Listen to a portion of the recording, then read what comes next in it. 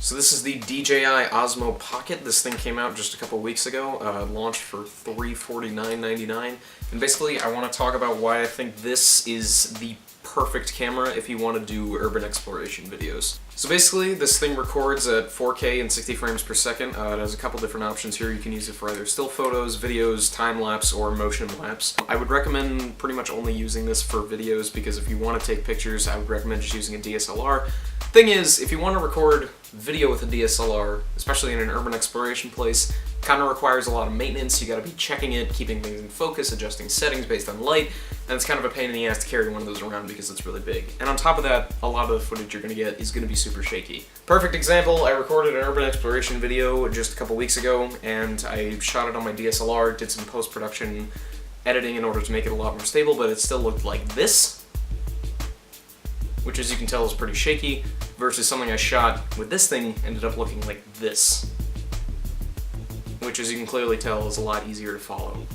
So a couple downsides with this thing. Unfortunately, it's not perfect in terms of if you want to get really cinematic, well-framed shots for every single thing you're doing. If you want to see the full view, this will not give you that. It pretty much cuts off on the sides what you're going to be seeing here. So it's shooting a 16:9 video, but you're basically getting a 4:3 preview on the screen here, which is a strange choice, but I kind of understand why they did it. The nice thing though is you can just triple tap this button and it'll flip to a selfie view, which will motion track your face, which is kind of creepy. On top of that, if you do want to frame all your shots perfectly, you'll have to use your phone, which is where things get a little tricky.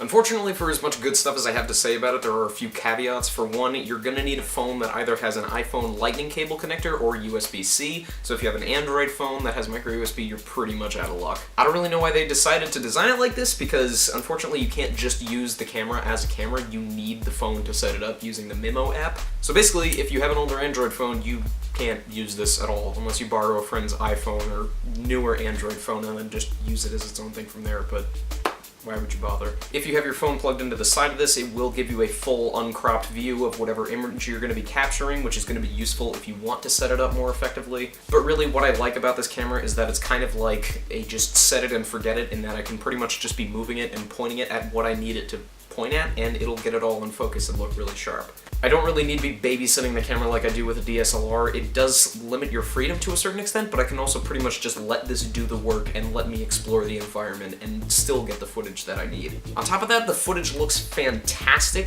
Here's another little sample for you in case you want to see what I'm talking about, but truly it does look like professional 4K video from a camera that big, which is pretty incredible.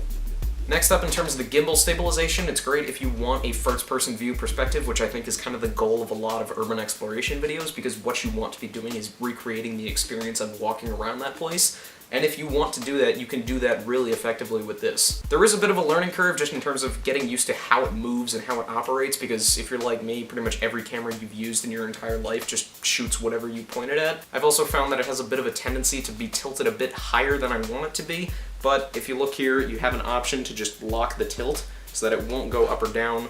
It'll simply move left to right. On top of that, at any time you can just double tap the button and recenter it, and then it'll just stay wherever you want it to. And as you can see right there, hopefully that's following the autofocus, it is not moving up or down with the gimbal, it will only move left and right. On top of that, you can pretty much do the most violent pans you could ever think of, and it'll still look really smooth. I tried straight up running with this thing, just holding it relatively still in one arm, and it looked like a 60 frame per second video game. It was crazy. So besides the fact that you can't really plug it into your phone, the only other downside is the audio kind of sucks. Eventually in the future there's going to be an adapter that will let you plug in a 3.5mm jack into this and use whatever external microphone you want to use, but unfortunately that's not an option for now. The only microphone is located right above and to the right of the record button, which means if you're holding it like you would naturally be holding it, you're going to end up covering it a lot, getting a lot of wind noise, and it just doesn't sound that good. For me, in a lot of the Urbex type stuff I like to do, I generally just set it to music as opposed to using the audio on location, because typically speaking there isn't none and I don't narrate. So for me that's not a problem, but it's definitely something to consider if you're picking one of these up. So in short, I think this thing is great for Urbex because you can pretty much just hold it in front of you and it will record everything you need to see in incredible picture quality with very little shakiness and really accurately recreate the experience of being at wherever you're at while you're recording with this thing. On top of that, it doesn't require any manual focusing like a DSLR does. The battery life is really strong. It's incredibly portable and sleek, meaning you can pretty much fit it anywhere and you don't have to be using both hands to operate it like you do with a DSLR. I know there's options that are cheaper than this if you wanted to buy a gimbal to attach your DSLR to. That's pretty much always going to be a two-hand operation, and on top of that, it really doesn't allow you any freedom to do anything other than operate the camera, which this does. Full disclosure, I'm not sponsored by these guys or anything. I wish I was. I just really think this is a good device for a kind of niche hobby that I happen to be interested in, and so far it's served me really well in that purpose, and I think it might serve you well too. So if you're interested in urban exploration, I can't recommend one of these enough.